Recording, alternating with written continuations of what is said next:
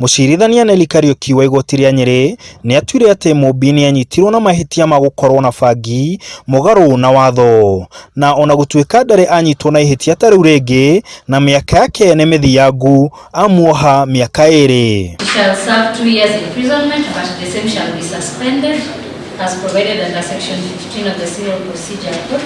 No cũcũ ũyũ ndagũtũmĩkĩra kioho gĩake njera thĩinĩ, no angĩnyitikana na mahitia o mothe makuna watho handũ-inĩ ha mĩaka ĩyo 2, nĩ agatũmĩkĩra kioho kĩu njera thĩinĩ. Igoti gĩa kuoha mĩaka 2, no kioho kĩu ndũgũtũmĩkĩra njera, ũgũcoka mũciĩ. No mĩaka ĩyo 2 ũngĩnyitwo na mahitia rĩ, no ũgũthiĩ njera.